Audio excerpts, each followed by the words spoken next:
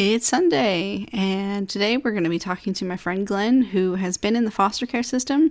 We're going to talk to him a little bit about his experience in that and just some thoughts, and hope you enjoy. All right, welcome, Glen, to my podcast. All right, thank you for having me. Yeah, thank you for being willing to do this. I'm so excited. Word. All right, so we are talking about the foster care system, Right. and so let's just start with, how did you end up in the foster care system? Okay, when I was about 8, there was a situation that occurred with the family living in New York, the way the houses were. You can have like 3 families in one house, Okay. and the family at the lowest part of the house had some kind of adult-child incident happening. And when the police or foster care system got involved, they took all the children in the house. So that included, of course, my family as well as their family. Okay, and were you living with both your parents or It was just one me parent? and one mother. Okay. So where did you go? Like, they came and got all the kids and Okay, so at the time we were living in Queens, and we were brought to. I can't think of the exact name of the place. No, CPS. That's what it's called. Child Protective Services. Okay. That's what it's called. DHR is here. There is called CPS. Okay. So it brought us to some building. I don't know where that building was. You know, of course, I was a kid. They just brought us to a place, and yeah. So I remember that night. You just hear knocking, and then it was nighttime. You hear knocking. The door opens up, and then it's a bunch of police, and they're like escorting all of us out the house. So the kids downstairs, I didn't see when they left, but of course, I know when me and my brothers got taken out the house. And I just remember nighttime, police lights, and then police escorting us into the back of the car. And I remember like getting ready to cry. My mom was like, "Don't cry." And I was just like trying to suck it up. I know I got in the car, started like, tearing and all that stuff. Then they brought us to some building. There was a bunch of other kids just walking around. My younger brother was 3, so I was 7. Okay. Yeah, 7 or 8, depending That's on kind of the part of the traumatic year. for that young of an age Yeah. to just middle of the Be night. taken away from your family. Was yeah. there any kind of explanation? Like, No. hey, this is happening, we're going to take the kid. Like, it was just like, come in, No. don't say anything, taking your kids.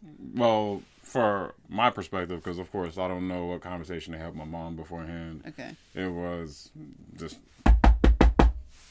and then the door opens up and the police are rounding us up.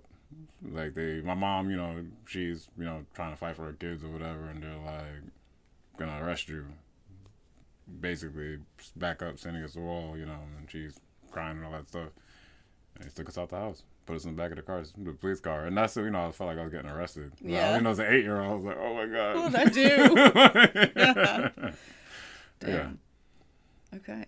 Yeah. Then we got brought to a building, and I'm around a bunch of kids I've never met before, and it's not like of course, when you go to like a new school, there's that like anxiety of like, I don't know anybody here. It's different when you don't know why you got moved, like you weren't prepared for it. It's not, because you're going to a new school, they're like, hey, we're going to a new school tomorrow. You're kind of preparing for it beforehand. You're just thrusted into a new situation. And yeah, definitely big adjustment on the fly. And your brain capacity isn't that big either. So you're like, Yeah. what's going on? And it's like, of course, like, don't cry. That's Yeah. Just keep telling yourself, don't if cry. you don't cry, you'll be crying. If you start crying, you're crying the whole time. You're like, oh, my family. Yeah. So, it brought us to this building. I guess they were trying to figure out. They put us on I remember these little refugee beds, and then we got placed. I think the very next day, or maybe the day after, with the family that we would be with, and it was a Puerto Rican family. It was, so we grew up in Queens. Okay. And then we got put in South Bronx, which is, so like Queens is, or the part of Queens I grew up in, Jamaica, Queens. It's like Jamaicans, Haitians, black people, Indian people. Like you see white people as like A diverse group of people. not really. I would say like you see like firefighters, police officers, teachers, or white people. The postman. Okay. But like, everyone else was like, they looked like you. Okay. So then that's kind of like all you really knew, Okay. or in the area I grew up in. And then we got to the Bronx. They put us with a Puerto Rican family. I didn't know Puerto Rican people were a thing at that time. Because, again, What do you mean a thing? I didn't know there were Like Puerto they Rican existed? people. I didn't know they existed, yeah. Damn. I mean, Okay. because the thing is, I also didn't know I was Jamaican. You know? Oh, yeah. Like, Okay. you're just a person. It's just like, like, you're Katie. It's like, Yeah. that stuff doesn't get taught to you until you're, like, older. Or someone has to tell you, like, you're different. You're Puerto Rican, you're white, you're Yeah, black. your complexion doesn't matter because, we come in all different shades. So there are really light complected people, really dark complected people. You're just whatever your name is. Yeah.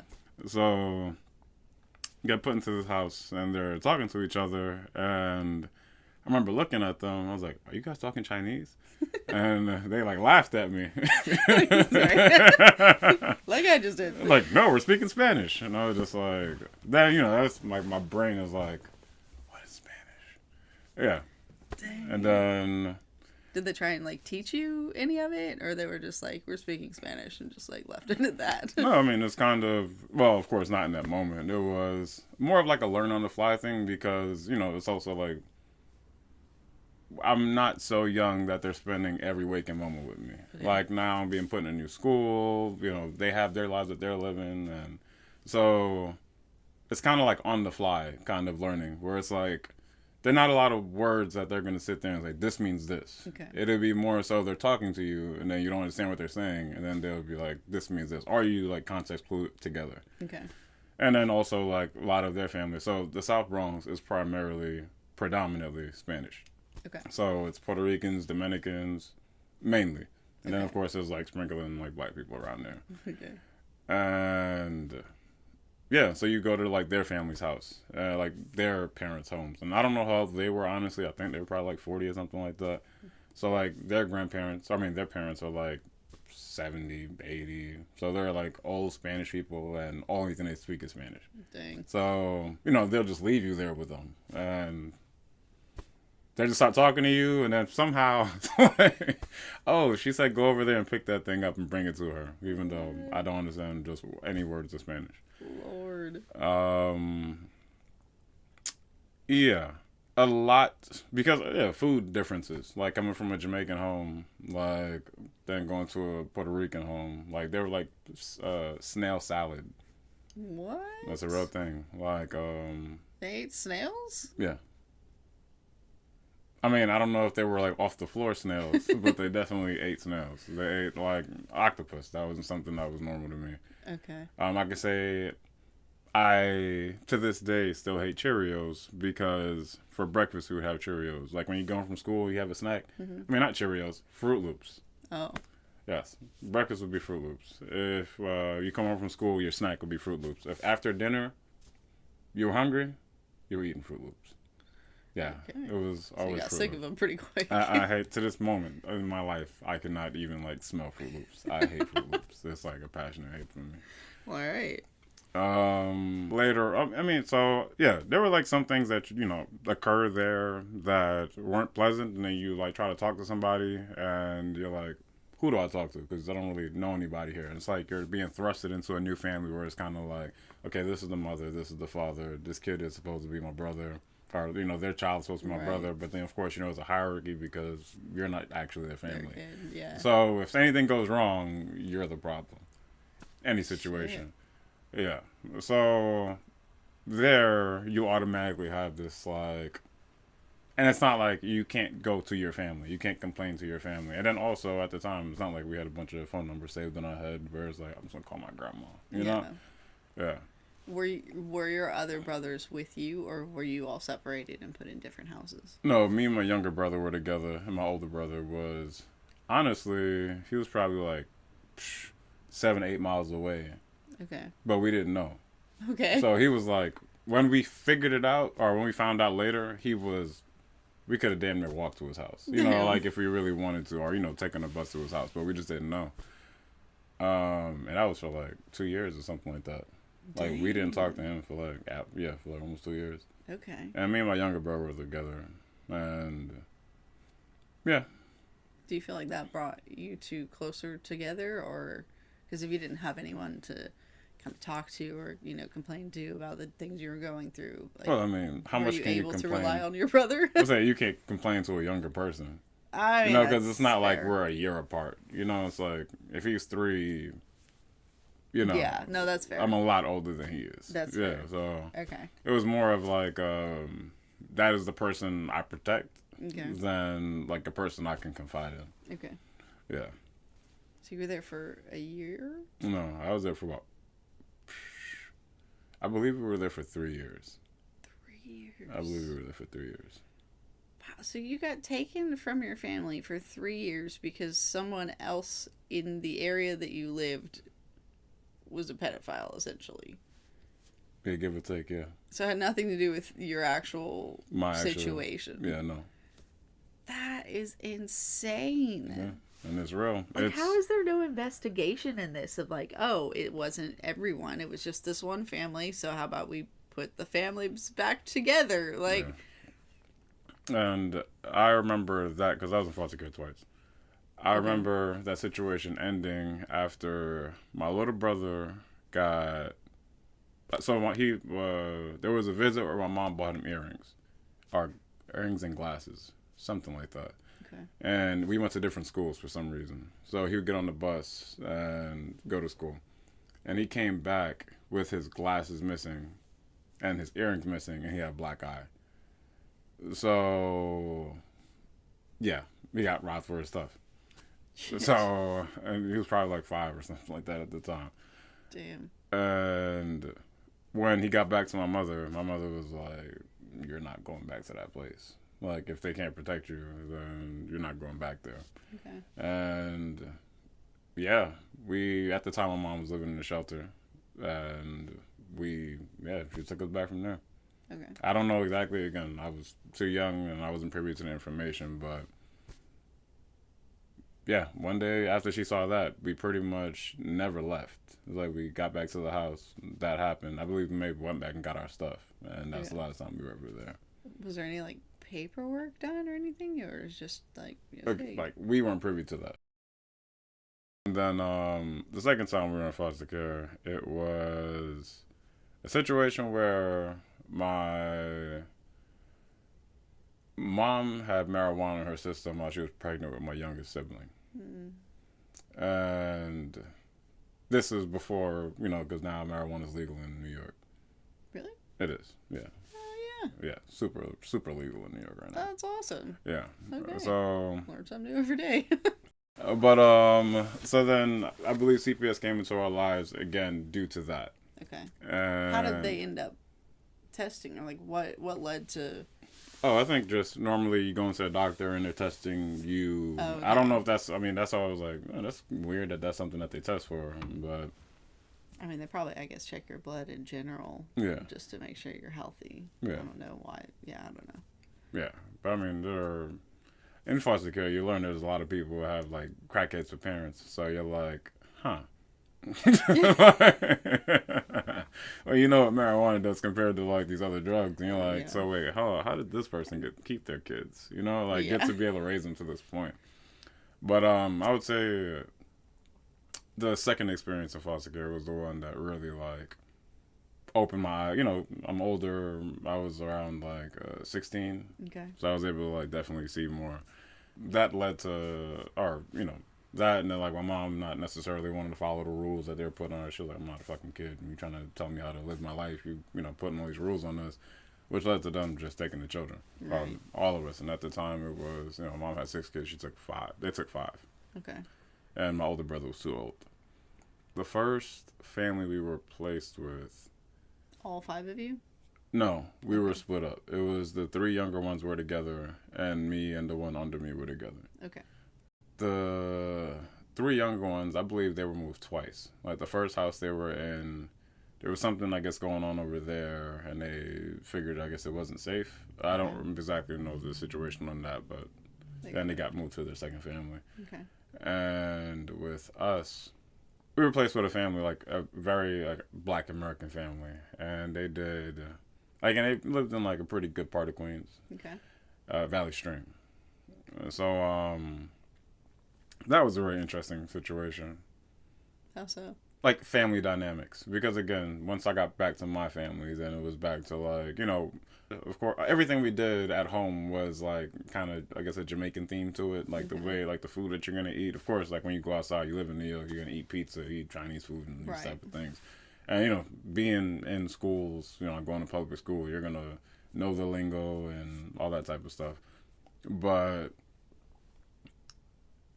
being around that family is like African American family, so it's like boiled chicken. I've never had boiled chicken in my life. Yeah. I did not know African American families did that. I thought that was like a white people thing. Yeah. Yeah, but like I don't know why, but like I associate like flavorful food with African American food. Yeah. And so the fact, like the idea of boiled chicken, I'm like, no, because I think about my mom and she made boiled chicken and it was always like just the quickest, easiest way to cook it, and it was just shit. I was like, why? Like, this is flavorless. I hate it. Like, can we do something else with it? Yeah. So that's actually surprising. You might want to edit that part. She hears this. It'll be right.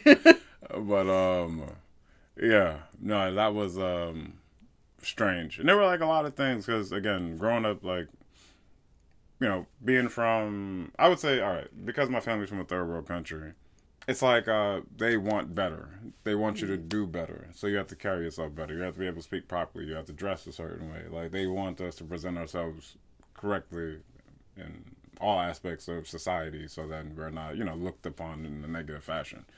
So being from that, and then you're like placed around American people, you're like, interesting. Mm-hmm. And I'm not saying it's exactly the opposite, because like these people, not saying that, not saying they didn't have money, but the foster parent had a good job, and of course you get paid for having foster children. So, but yeah, it was just interesting. It was, yeah. So something was happening with them, and my younger brother wanted to go. Oh, they had an opening at the place where my youngest siblings were, and they wanted us to move there. I mean, my younger brother wanted to go there because he didn't like where he was. And honestly, I didn't like it either, but at the same time, it's kind of like this mentality of like, this devil, so you know how to deal with it. Yeah. So I was just like, I'd rather stay where I know how bad it gets, as opposed to like going to a new version of bad, know? The grass isn't always greener on the other side. Yes, exactly. But he was like, that's what he wanted to do, and they wouldn't move one without the other. They had to move both of us. Okay. So then we moved to the last family any of us had to be in, and we weren't in foster care after that was over. Okay. And I don't know, that was like a bittersweet situation, because like my family still loves them. They're all still close. Okay. Like them, but like I don't feel like I had the same experience. The second family. With the second family. Okay. Yeah, or the last family. I guess I should put it as the last family. Okay. Well, I guess the third family, but yeah, second family in that situation. Yeah. And that was another American family, but they could cook. The husband, he can cook. Yeah, the husband was a really good guy. I could definitely say that. And I'm not going to say that the wife was a bad person, but I just don't think I wasn't very fond of. I mean, of course, you spend a lot of time around people, and then, you get to have an opinion on them. Yeah. And there are things that she does is like, this is not okay. I just don't like this. Okay. Like what? They get paid for us, but then they also get money to give us, like stipends or something like that. Okay. And anytime something happened in the house, like she had her own children. I believe she had 3 children. Wow. And then, the 5 of us. It's a lot. Yeah. And at the time, my youngest brother, I believe, was 3. Okay. And then, sister, brother, me. Okay. And yeah, anytime like her son and the brother under me, like they were close in age, so they would get into stuff. And her son, like, he's used to being the oldest and being like, I guess the apple of their eye, and so he felt like he can bully the one under me. Mm-hmm. And the one under me was older, and he's actually, I guess, from a tough environment. So like, even though he's not the best fighter in the world, he can protect himself. Okay. And he always tried to be nice because the kid was younger than him. Okay. But at the same time, like, you're not gonna, hit him in his face or, treat him badly, and he's just gonna, like, laugh it off. It's all okay. Yeah. So their son would start problems with the brother under me. And let's say, like, something got broke. Or let's say, like, their son got mad and broke something. They're like, well, we're taking money out of all your stuff. Or we're taking money from all of you. I'm like, wait, what? I could be at work because I got a job at the time. Like, yeah, this thing got broken, so we're taking money from all of you. I wasn't even there. Exactly. If I'm there, we're taking money from all of you. Well, it's just like any opportunity you got to take money from us, they did it. Okay. It's like, you both have jobs. Yeah. You get paid for having us here. Yeah. Why do you need more money? Yeah, it seems kind of selfish. Yeah. Which is kind of, I have that association with the idea of foster care, of like people, and I'm sure there are people in the foster care system who take kids in and absolutely just want to have, like, give a better life to people and try and support them. But, like, I associate it with people who are just selfish and not prepared and don't have the things they need to actually be helping any of these kids. And, like, it sounds like that seems to be true, but that is my association of, like, they don't actually give you what you are supposed to be given and kind of just use it as a way to get money. Yeah, I would say it depends, because due to them, like, this was one of the biggest ones. So they decided that they were going on this trip to some island. I don't remember where they went. So, of course, I don't know this until they tell me.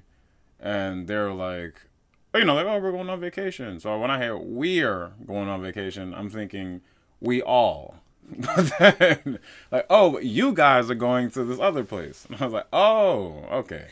So the 5 of us went to this other woman's house, and I mean, I don't know, I guess I could say her name, Ordine Bab, and she is a foster mother. I believe she's still a foster mother. I'm not 100% sure, but we had to stay with her for about like a week or two. I don't remember exactly how long, and she's one of the shining lights of the foster care system. Okay. Because, yeah, when I got to her, I didn't feel like I was a paycheck.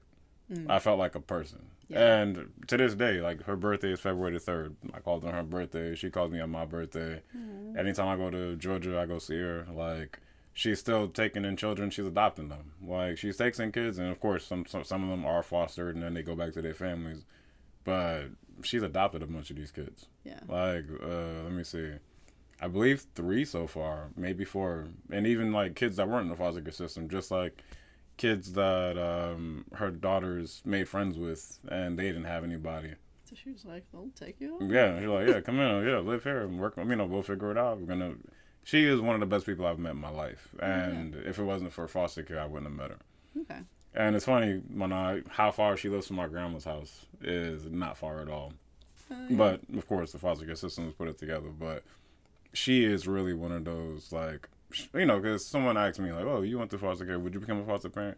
Like, hell no. Okay. Not a chance. Like, and also, like, what you get to see. And because I was a teenager at the time, like, Forestdale was the name of the agency that we were going through. And they had a campus, and, they'll bring all the teenagers there on, like, certain days, and they'll, like, try to counsel us as groups and try to do activities with us. They took us on college tours. Okay. They put us in, like, little programs, depending on, like, what type of person you are, and if you have, I guess, drive and ambition, and you want something for yourself. Then, they got, like, little bank accounts set up for us, so we can, like, try to learn how to budget our money and how to spend better and all these, like, cool little things. Okay. But being around that, you get to see, like, you feel like your situation is bad, but you get to see worse. Like, you see people who have, like, amazing foster mothers, but these are terrible children.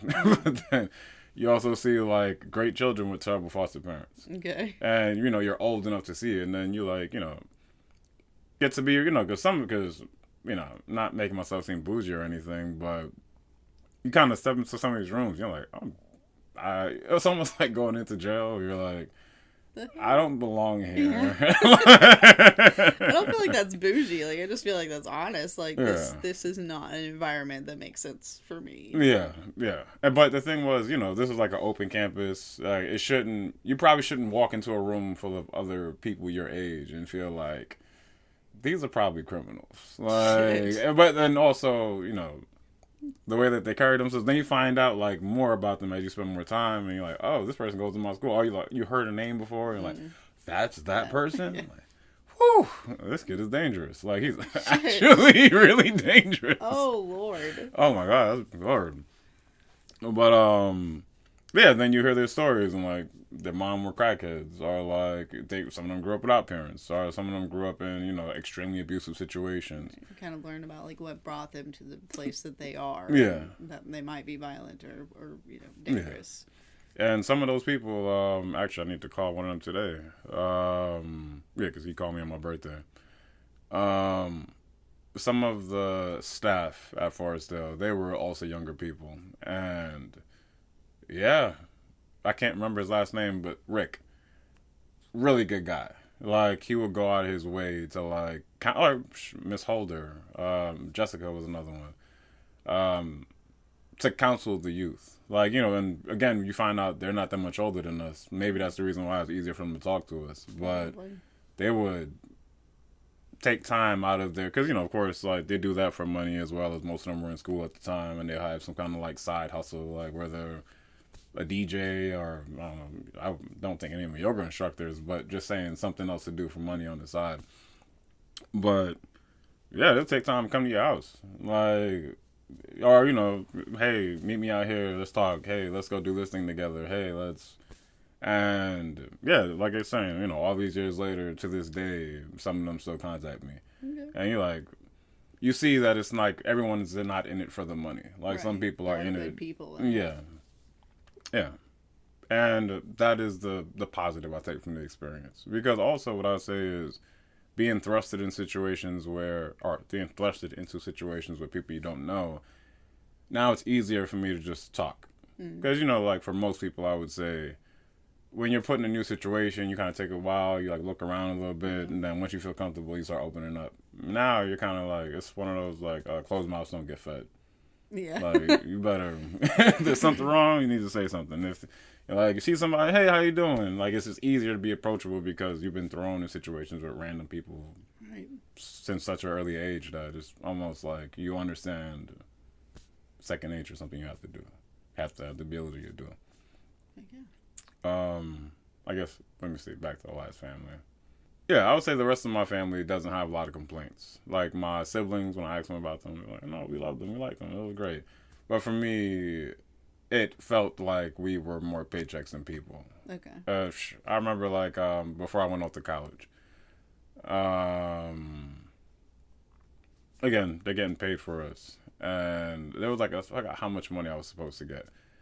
And they gave me, if I remember correctly, it was like, so pretty much going from New York to Florida, like, they were supposed to give me a ride to the airport so I could, packing all my stuff, going to college in Florida. Like, yeah. I got on the plane with $50 in my pocket. And I'm sure, like, I'm supposed to get, I believe, $300, which is still not that much money. But still, it's better than the $50. From $50, it's a huge difference. Yeah. Yeah, and it's like, again, when you're like, you get paid all this money, like, and on top of that, the reason why, and the woman was like, take a bus. I was like, what? We talked about this before. Like, we had this conversation, like, word. I don't know. I mean, that's fair, though. Like, there was an agreement of, like, we'll take you to the airport. Yeah. And then it's just like, screw you, take the bus. Yeah. Like, was there anything that she, like, that came up that she had to do, or, like, the family had to do? No, she was laying in the bed. She was just like, yeah. She was laying in the bed. And she was like, no, take the bus. And then the husband was like, nah, come on, man. And he was like, he was always the guy, like, nah, come on, man. Like, he was always I got this. I got you. Like, he was always, I guess, the positive person in the situation. Like, of course, like, I'm not disrespectful to anybody. But he just, like, I guess if he realizes his wife is being petty or whatever, he'll just, like, he's always the do the right thing person. Okay. Because if you're not doing the right thing, he will, like, like, there have been times where I came home at, like, 1 or 2 o'clock in the morning, and he'd just be like, if it's ever, like, a big deal, he will say something to me. And, like, why would I ever be disrespectful to someone who's doing for me in any capacity? Even though I understand this is kind of your job, you're a foster parent. Yeah. There are other people who had foster children who were, like, crazy. Like, they would do terrible things. Or, they would, like, destroy their homes and things like this. Like, I was very far from that. Yeah. I was always respectful. I understand, like, from an early age, I understood that no one has to do anything for you, even if they're getting paid for it. So... Obviously. So, yeah, it's like... Yeah, and also it's like time. Like, how much time do you have? And it's like, I'm not going to be here for the rest of my life. At 18, you age out. So, kind of start planning on what's the next thing you want to do with your life. And for me, I was like, I need to go to college. Like, maybe they'll give me a better opportunity than just staying around here. That's fair. Yeah. So how long did you stay with that third family, the last one? I was technically, you age out at 18. So I was like 16 to 18. But if you go to college, like, you're still in the system until you're 21. Oh, wow. And, the benefit of that is they pay for college. Okay. Or they don't pay for they'll pay for, like, room and board, but they don't pay for your tuition. Okay. They'll pay for, like, it does depend on where you are. So, like, I guess technically, if I stayed in New York, then I believe the state of New York would have been paying for my tuition. Okay. And they'd pay for my room and board. So, yeah. That's quite nice. Yeah. And that was kind of the thought behind it, whereas, like, you can sign these papers and then be free. But I was just like, if I was put in this fucking system, you might as well let the system work for you. Yeah. Like, you're going to go through all this. Get the benefit of it. Yeah, you're going to go through all this bullshit. Like, let me get something good out of it. Yeah. So, yeah, I stayed in until until I was 21. And then, then you're out and then got to figure it out from there. Okay. Yeah. So, I know in your life now, you've had to fight really hard for your own kid to have her in your life and to have custody of her. Do you feel like your experience with foster care guides a little bit of that? Like, and how hard you fight to keep her and to deal with the crazy shit that you've had to deal with in relation to all of that? Like, do you feel like having been in foster care kind of goes into that fight a little bit? Well, I mean, I feel like even though these places are, like, air quotes, vetted and they're supposed to be safe places, like, anything can happen anywhere. Like, where some of these foster parents are pedophiles. Yeah. Like, some of these, like, I know some terrible things that have happened, and you're put in, like, the government or these government officials have placed you into these places where you're supposed to be safe, and bad things can happen to you. So it's like, yeah, no, I would, I'll do everything in my power for my daughter to never be in a foster home, because, things can happen to you amongst family. Yeah. And so imagine someone who doesn't care about you, who doesn't know you from a hole in the wall, like. Yeah. Yeah. So, yeah. And then also, I would say, it goes back to that no one has to do anything for you.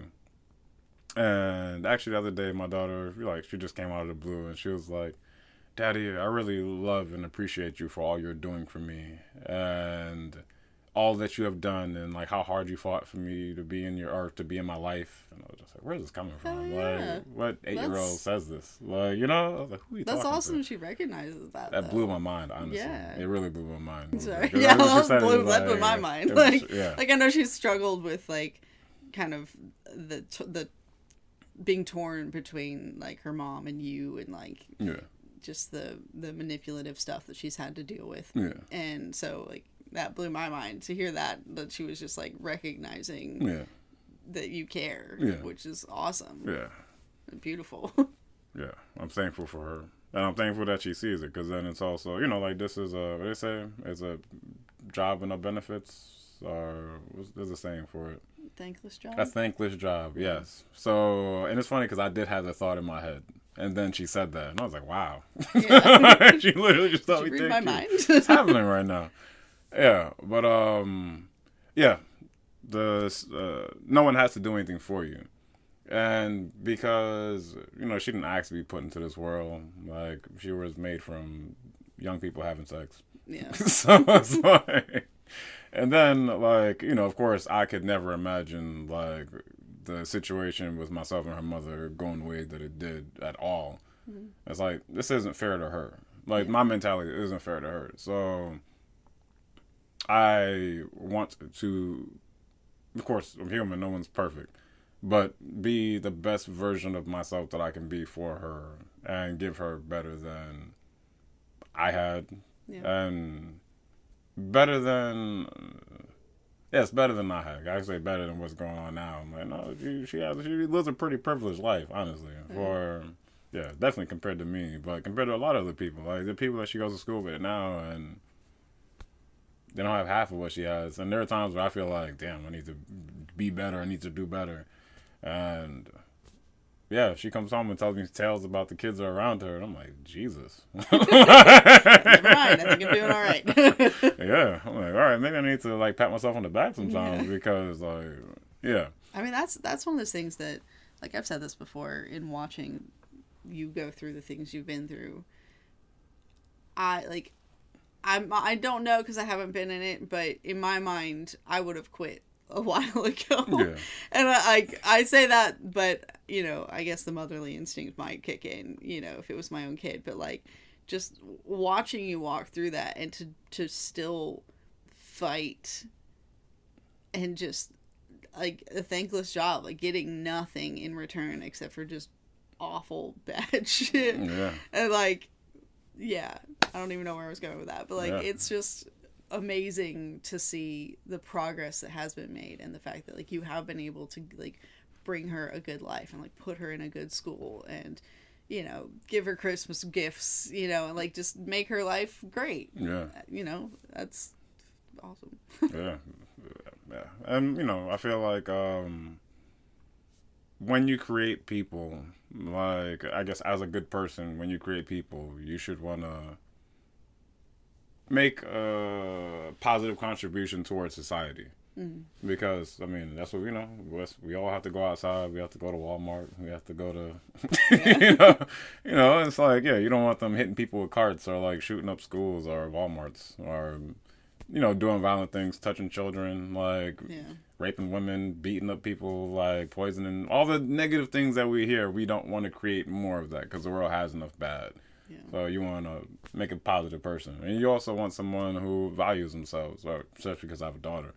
I want her to value herself. I want her to believe that she can be, whatever she wants to be. Like she told me, she's like, Dad, I'm going to be president one day. And then, I can like, hell no. Like, I don't know again. I just like, I believe in you. Whatever you set your mind to, I know you can accomplish. Yeah. It's way better than I would have done. I would have been like, do you know what the president does? Yeah. Like, they're pretty much pointless. Yeah. Are you sure you want to do that? She also said she wants to be an actor, a pastor, a chef, a bunch of stuff. And I was just like, if you become an actor, you can technically do all those jobs. Like, you can kind of like nip it in the bud. And she's like, no, Daddy, I want to do them individually. All right, go, you got it. Oh, yes. You gotta be like 45 to become president, right? 45, 50. Probably 40 or 45 would be my guess. Yeah, so I guess technically she has time to do other stuff before she gets to that point. I mean, that's right. And hey, it could probably help influence, being a good president. Yeah. Yeah. Her reasoning is to stop racism and bullying. Okay. Yeah. She wants people to treat people fairly and not be mean to each other. That's really... I mean, it's a good pursuit. Yeah, that's what she wants to run on. I was like, maybe.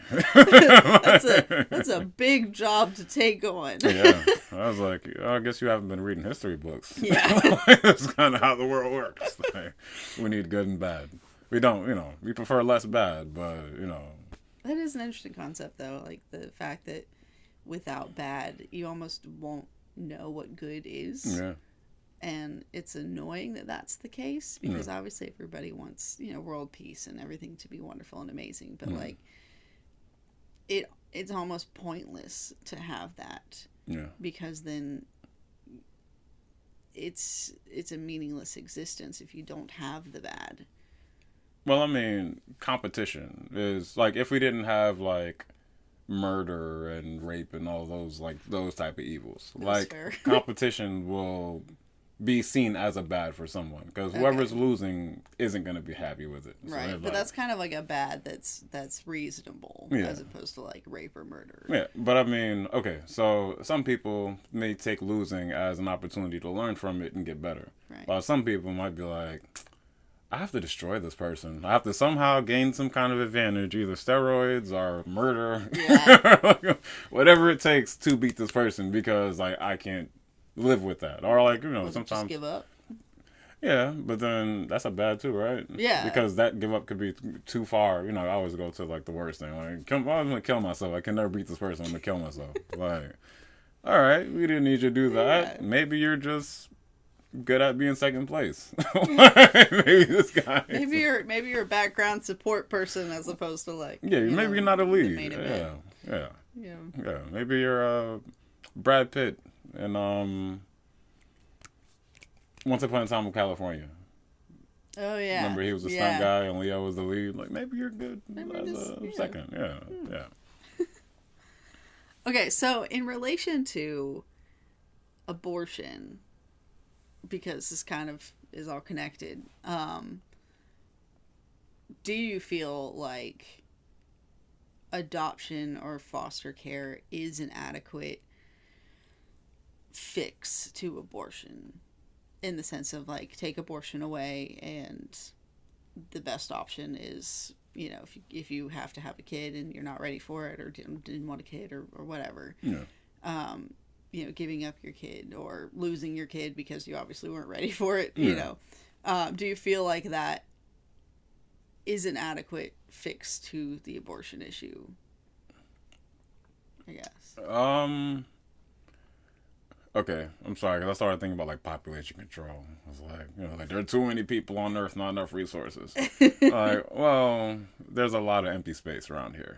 There's a lot of spaces they can fill with homes and houses. You can learn different agricultural. You can start building farms upwards and all these different things that they could do to make food. So, not a problem. As far as you saying as opposed, I mean, when it comes to abortions, like I'm not against abortions because it's like your body, you do what you want with it, and it's like they say like, oh, you could be killing the next president. I'm like, well, then they weren't supposed to be here, right? Yeah, it's that interesting idea of what if. Yeah, and it's like if you just live your life in what if, yeah. It's pointless. Yeah, and then think about all the people who wanted the children and had miscarriages. Like it wasn't intentional. Whatever happened, their body couldn't do it, or they went on a roller coaster or some shit. And lose the kid. It's like, well, that's your example. They weren't asking. A roller coaster. They weren't asking for it, but I definitely feel like when you adopt a child, you are making a commitment because now you're not getting paid for that. Right. So you're doing whatever it takes. Like right now, in I guess my extended family, there are adopted children, or not, they're adults now. But the woman who got the children, she had them since they were newborns. Their brother and sister, the parent just kept having babies, and had the first one, and I guess what it'd be 10 months later had another one. Not the first one. It was probably they were probably 5 and 6 of her litter, respectfully. But yeah, and she raised them until today they're 30-year-olds, and they're both successful. And this woman, there's no even though this woman has her own children, there is not this is my child and these are my adopted children. These are all my children. Yeah, and she emotionally it's no different than her pushing them out herself. Those are her kids, And I feel like there's a bigger, even with Miss Bab again. The children that she adopted, I remember seeing those kids from the beginning, from when they came in as foster kids. And, yeah, now they're 20-year-olds, and I think one is in the military, and one of them is, studying to be a doctor. So it's she invested in those, or when you adopt a child, you're making an investment in these children. Yeah. And I feel like that's more sincere than getting that paycheck. Okay. And it's care. Yeah, in foster care. And then, like, I understand the purpose of foster care, but I mean, yeah, I understand the purpose of foster care because I guess everybody doesn't have family. So if you have a situation, you can't, I guess if you're taken from your family, or if the child's taken from their parents, then they're going to look for a close family member to send the child to. Mm-hmm. And if they can't find somebody, then they're going to put them in foster care, as opposed to have them in like group homes. Group homes, yeah, where they have a room or multiple rooms with a bunch of beds. Like it's like Matilda, like all the beds, and then you just have them, yeah.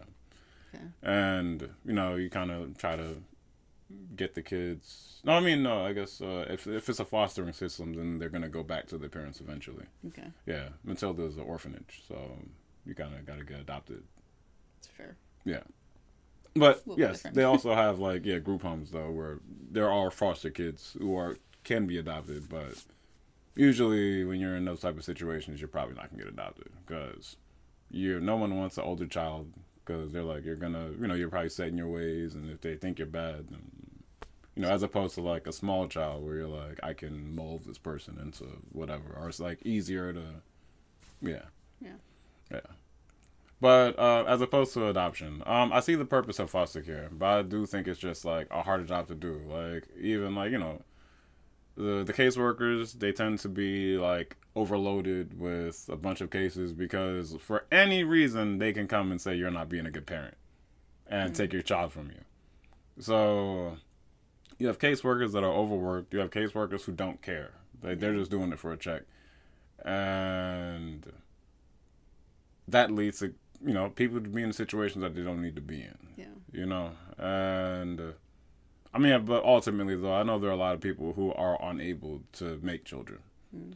So instead of, getting, I mean, like, not my body, but yeah, instead of like, getting, I guess, in vitro and all these like expensive things, you can just get a kid. Especially like, it's, I mean, no judgment. Like people going to like other countries and getting children. Mm-hmm. And it's just like there are a bunch of children here. Yeah. Like I get, like, obviously every kid, you hope, finds a family. Yeah. But it is kind of like, it's probably so much more expensive to say, like, go to China and adopt a kid from China when you could adopt a kid from here. Like, what made you go that far away? Yeah, they're like, oh, America has a bad crop. I mean, these kids are raised the same place you were. Like, I'm sure you can go to your local adoption agency and find something that looks just like you. I mean, maybe it's not what you're looking for, but yeah, it's almost like, this is probably shouldn't be too political, but like,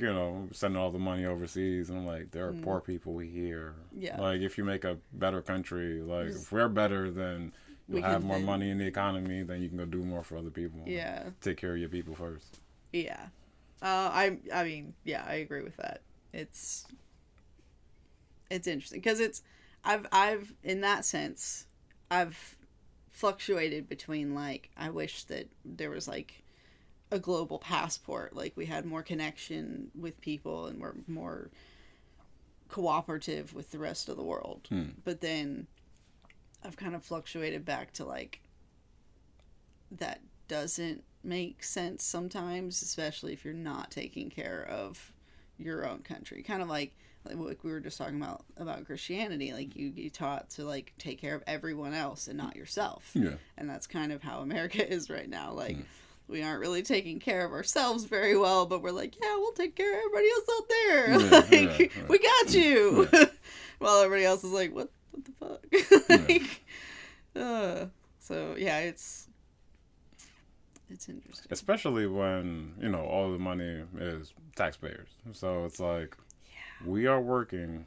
Yeah. And it's annoying because, like, it's so convoluted because, like, obviously it's your money and, like, it's the taxpayers' money going into this, but then the people who get to decide where it goes is not set up well. Yeah. Like, it's not set up so that the people who decide where it goes actually care where it goes. But they're also getting paid by taxpayers. Yeah. Like, that's where their money's coming from. Yeah. And so they're like, oh, thank you for all. Yeah. You're feeding my family, and I'm going to use all your money, and I'm sending it to somewhere else.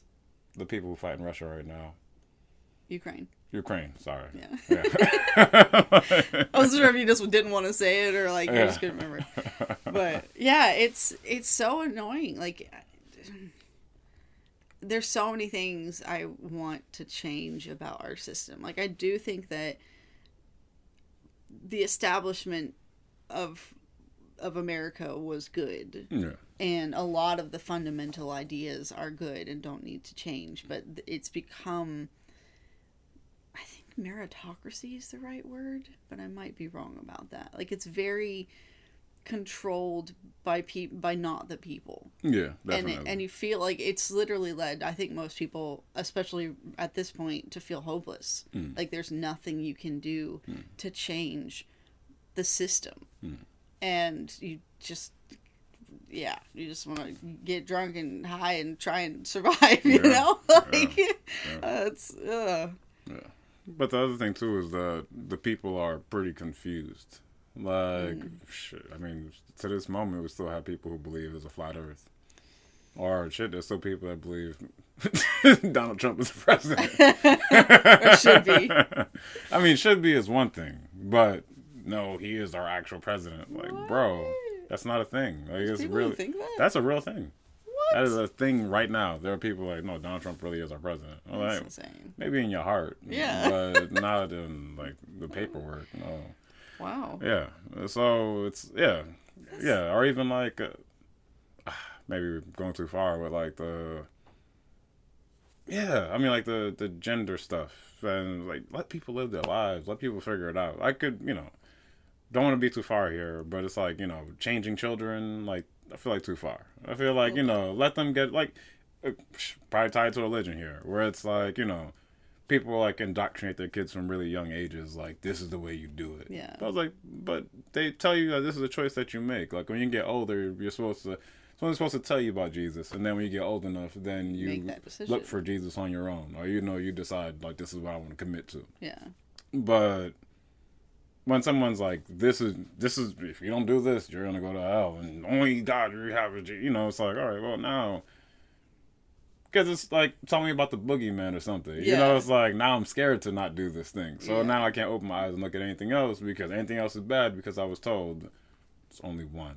Yeah. You're not giving me any options. And, with the, kids are gender fluid anyways, Yeah. Like, you see a lot of little boys and little girls doing some things. Like, my daughter a couple of times where she came home crying and she's like, blah, blah, hurt my feelings. And I'm thinking it's going to be like a little boy. And then she was like, it's a girl. I was like, well, you're crying over a little girl?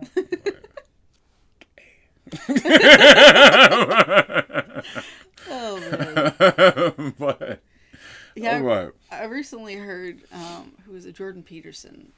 It was like a clip of him talking, I think probably on the Joe Rogan show. But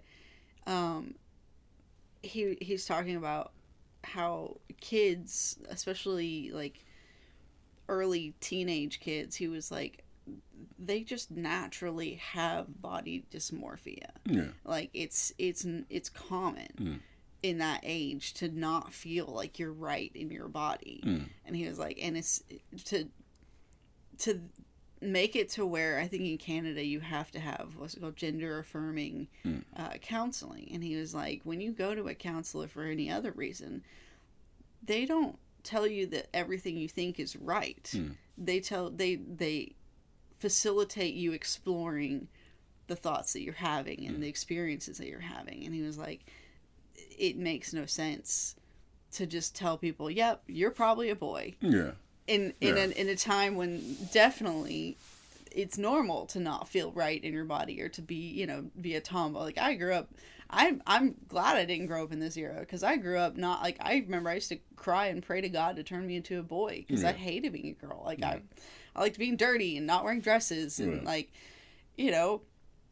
I can only imagine growing up now and having that feeling and being constantly told like, oh, you're probably supposed to be a boy. Like you should transition into a boy. Like, I mean, obviously no. Not with my parents. I knew would have never met you. I never. No, but still, like it's sad like, I have no problem with people who do want to transition Yeah. and feel like they are in the wrong body and, all of that. Like, I am cool with that. But I do agree, like, there's the whole kid stuff at this point. I'm like, all right, like, this is... give them more time. Yeah. I feel like, I mean, you can't legally, I mean, I guess in the South, you can get your license when you're 16. You can't get alcohol until you're 21. You can't buy cigarettes until you're 18, is it 18? I think the age might have went up somewhere. I don't know. But still 18. I don't but know. then you can change your like permanent changes on your body before you're able to hit puberty. Yeah.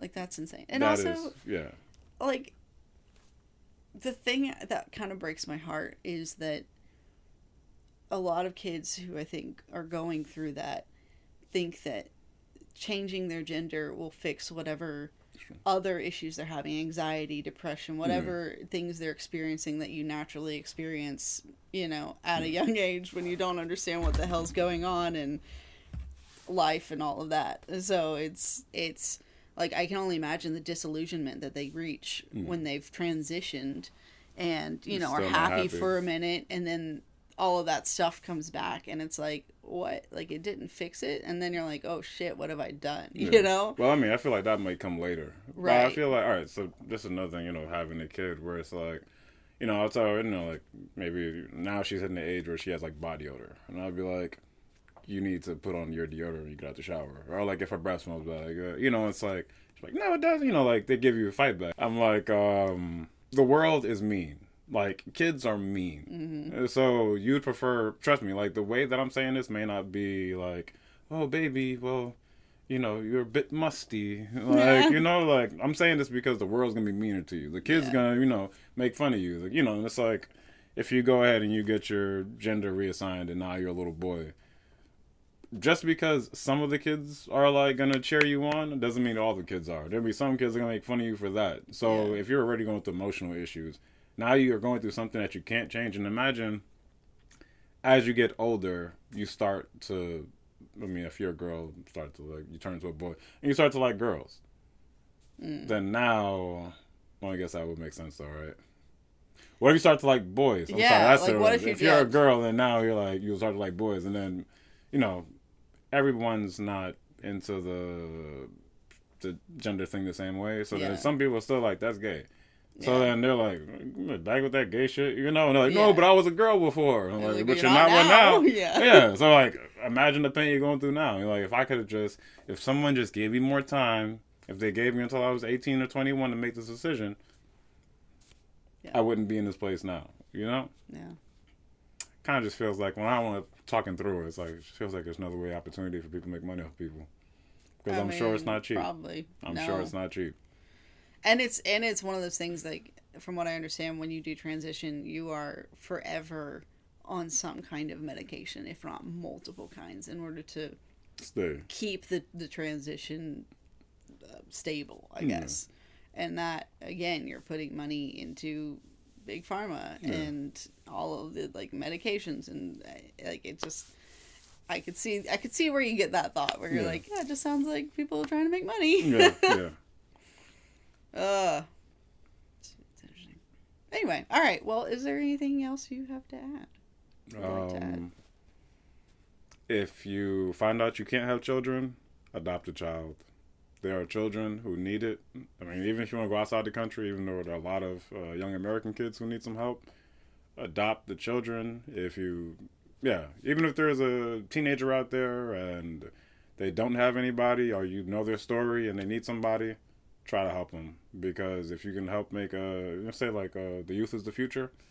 If you invest in the youth, then as America and as a planet, we have a better future. Oh yeah. And that's it. All right. If you are interested in commenting about this episode, you are welcome to. You can either send me an email at lawlessconversations@yahoo.com. That is LAWLESSCONVERSATIONS@yahoo.com. You can also comment on Twitter at Lawless Convos, LAWLESSCONVOS. Finally, you can also contact me on Facebook. If you just look for Lawless Conversations, 2 different words, LAWLESS, CONVERSATIONS. I look forward to hearing from you. The references to any sources that I use in each episode will be available in the bio, along with all of these social media connections. Join me next Wednesday as we talk about actual abortion. Thank you for joining me for this interview. I look forward to Wednesday.